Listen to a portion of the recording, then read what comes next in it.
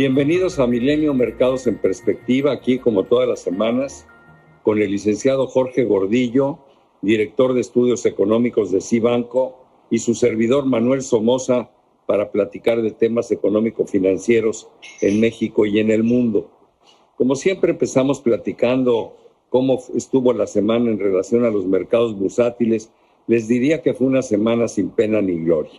El Nikkei, por ejemplo, en Japón, tuvo apenas en los pasados 5 días un incremento de 0.22%. La bolsa china, medida por el índice de Shanghai, más 0.43%. El Eurostock tuvo una toma de utilidades y los mercados europeos estuvieron un poquito a la baja, 0.95%.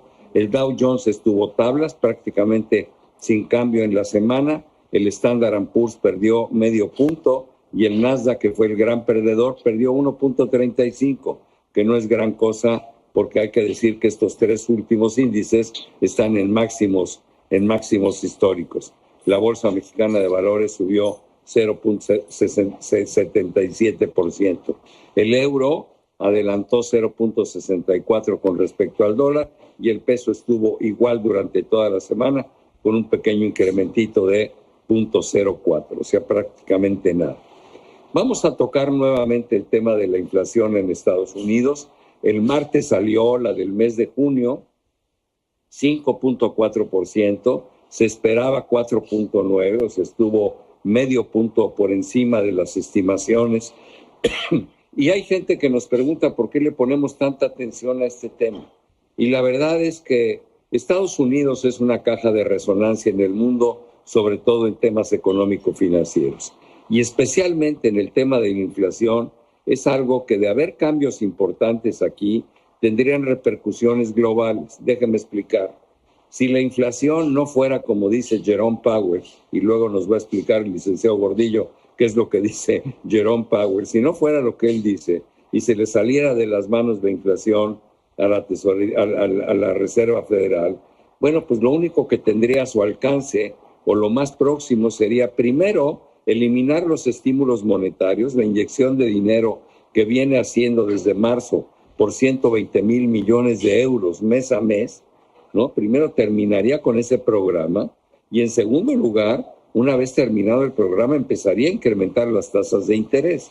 Esa es la mejor medicina para contener la inflación. Ahora, esto lo tendría que hacer muy despacito porque si no, el desconcierto y los descalabros que iba a generar en los mercados serían verdaderamente terribles.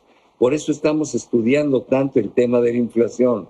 Nosotros creemos más en el discurso de Powell, pero no dejamos de considerar que, bueno, pues hay datos que hay que tomar en cuenta, porque si bien es cierto que es transitoria, este año la inflación en Estados Unidos va a terminar muy cerca del 4%, cuando en los últimos 10 años la inflación que nos enseñaron era de 1,5% anual. Entonces, sí hay un cambio muy importante. Todo el mundo coincide en que la inflación va a converger al 2% para el 2022. Bueno, vamos a verlo. Pero en tanto no se empiece a ver declinar, pues yo creo que estas angustias en los mercados pues son válidas, ¿no? En fin, y le meten una enorme volatilidad a los mercados. Ese era el comentario que yo quería hacer por la insistencia que hemos marcado en el tema, pero estoy seguro que el licenciado Gordillo lo puede ampliar en forma más clara. Adelante, Jorge. Muchas gracias, Manuel. Siempre muy contento y agradecido que me invites a tu programa. Bueno, efectivamente, el tema de inflación a todos nos preocupan y tiene que ver porque ha sido una crisis histórica, lo hemos comentado semana con semana, histórica y nueva. Y entonces ha habido muchas disrupciones en la oferta que han provocado aumentos de precios completamente irregulares y que no tienen un conocimiento en el pasado de que habían pasado antes. El presidente de la Fed reconoció la semana pasada, este es un fenómeno inflacionario histórico, o sea, diferente a lo que hemos vivido en tiempos anteriores. Dicho lo anterior, sigue pensando que es temporal y nosotros también lo hacemos. El problema está en que pierdas la confianza, porque si tú como productor empiezas a creer que esta disrupción no va a llegar para quedarse, o piensas creer que puedas aumentar precios en todos tus servicios y tu producción porque no va a bajar los commodities, no van a bajar tus insumos, entonces tú vas a forzar una inflación más larga por más tiempo que pueda provocar preocupaciones hacia adelante. Entonces, lo que quiere hacer la Reserva Federal es mantener la confianza de que esto es simplemente esperar a que se reacomoden todas las piezas para poder regresar a una cierta normalidad. Mientras este discurso siga funcionando, la inflación tiene todavía esperanza de ser transitoria y no ser preocupante.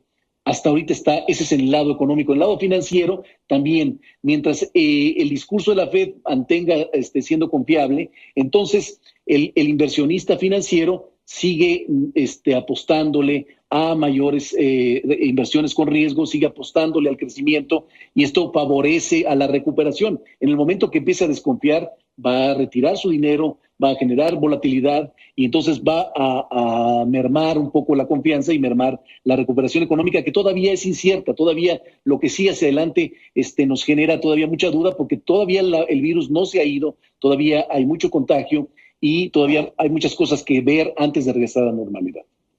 Sí, hay un indicador que me llama la atención su comportamiento porque va íntimamente ligado a las expectativas de inflación y que es el rendimiento de los bonos del Tesoro norteamericano a 10 años de plazo.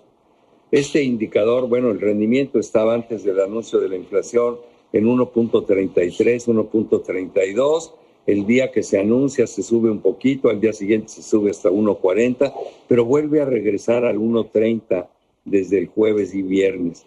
¿Qué quiere decir esto? Que realmente el mercado sí está creyendo que va a converger la inflación al 2%, porque para mí es muy claro, si esta parte del mercado que es tan importante le tuviera miedo a la inflación, bueno, pues el rendimiento del bono de 10 años sería mucho más alto. Ahora, sabemos que este rendimiento de este bono va a ir subiendo paulatinamente, se tiene que ir hasta niveles del 2%, seguramente de aquí a diciembre, pero me llama la atención estos cambios que estamos viendo ahora. No sé qué opinas. No, y es muy importante como lo mencionas, porque lo que tenemos que tener claro es hacia dónde va la economía norteamericana, hacia dónde van los mercados financieros, en qué parte y etapa del ciclo estamos, porque teniendo esto muy claro, este tipo de movimientos no nos deben de generar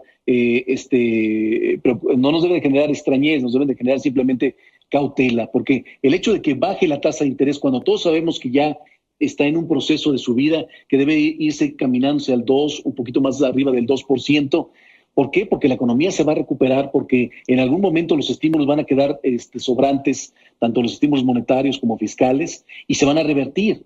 Y entonces esto tiene que provocar cambios significativos en los mercados financieros. Entonces, cuando vemos que la tasa baja, hay que tener mucha cautela, porque entonces la preocupación que pueda venir es que suba muy rápido en algún momento. O sea, por momentos los operadores piensan, hemos hablado con muchos de ellos en las mesas, que la Fed está jugando todas sus cartas por garantizar que las cosas se alarguen un poco más y todo el mundo está apostando a sacar ganancias lo más pronto posible. El problema de esto es que las correcciones pueden venir muy fuertes y hay que tener cuidado en las inversiones. Gracias, Jorge. Platiquemos un poco de México. Bueno, en primer lugar estamos estrenando secretario de Hacienda y le vamos a dar la bienvenida. Pero además también hemos visto muchas cosas en México, ¿no? Que algunas que van bien, otras que preocupan. Primero, en relación a la inflación, ¿cómo la ves tú? ¿La ves también como temporal o la ves con un carácter más estructural? Bueno, nomás un pequeño comentario. Con el cambio de secretario de Hacienda también vino este discurso del presidente que no va a haber una reforma hacendaria, que no la esperemos, que van a seguir buscando recursos de otras formas a las empresas que no pagaban o incorporar algunos agujeros que tenían. Y bueno, esto es clave de cara al presupuesto de los próximos años, porque no estamos seguros si las calificadoras sean convincentes como para seguir pensando que estamos estables en el tema de las finanzas públicas. Muy bien, eso en cuanto a la inflación. Y en cuanto a la inflación, perdón, es similar. El problema que tenemos es un fenómeno global. Las disrupciones se dieron en todo el mundo por la pandemia. También tenemos presiones fuertes en la inflación. Estamos viendo que se están acomodando ciertos rubros. A lo mejor ya no vamos a ver fuertes incrementos en las gasolinas, en los gases adicionales, pero sí vamos a ver incrementos en otros sectores que venían retrasados. Y en el caso de la Fed, que todavía puede darse el lujo de dar un discurso fuerte y contundente de confianza, a Banxico parece que le está faltando o que está necesitando de acciones de política monetaria, como aumentar su tasa de interés para reforzar su discurso de que es temporal el aumento de la inflación. Es a lo que iba. Yo creo que la presión está sobre Banco de México para que suba nuevamente la tasa de interés del 4.25 al 4.5% en una primera instancia, y quizá pudiera haber una segunda. Y la razón fundamental es que la inflación, como tú lo has mencionado aquí, pues este año va a estar muy pegadita al 6%, entonces algo habrá que hacer, aunque sea en forma preventiva. Hubo un buen dato en la semana, que fue el dato de la creación de empleos del mes de junio, con lo cual creo que se crearon 400 y pico mil empleos, pero pues también quedan otros 400,000 todavía pendientes, que es el déficit que tenemos desde el año pasado. Pero bueno, pues hay que reconocer que es un adelanto, ¿no? No sé cómo lo viste el dato. Fueron 64,000 empleos y van 400,000 en el año, o sea, de enero, junio. Sí, es buen dato, todo dato de recuperación nos gusta escucharlo. Estamos viendo que se acelera en esta época de verano, en lo cual también es muy bueno, pero nos preocupa el segundo semestre. Tenemos mucha, pues no sé, estamos muy atentos a ver qué pasa en el segundo semestre, porque cada vez van a ser más difíciles los temas de comparación, y ya estamos en una cierta normalidad que no parece que mejorará para lo que resta del año, y no tenemos el incentivo suficiente como para pensar que esto va a rebotar todavía más fuerte, ¿no? Se nos está acabando el tiempo. Quisiera cerrar nada más con un comentario y tu respuesta muy rápida. Yo creo que no estamos haciendo lo suficiente para atender esta nueva variante del COVID-19 en el caso de México. He visto cómo han crecido las gentes que se han infectado en forma, pues para mí, muy importante. De repente hay días ya con muchísimos infectados, y esto no es una buena noticia. Yo creo que el gobierno debería de estar dando indicaciones. No me gustaría de ninguna manera llegar a volver a aislarnos o a cerrar actividades, pero no cabe duda que algo hay que hacer, porque no podemos simplemente voltear la cara como que esto no existe. Este es un problema real, y hay que atenderlo. Y estoy de acuerdo. Antes teníamos, según los datos oficiales, 2,000 contagios, hoy estamos en 11,000.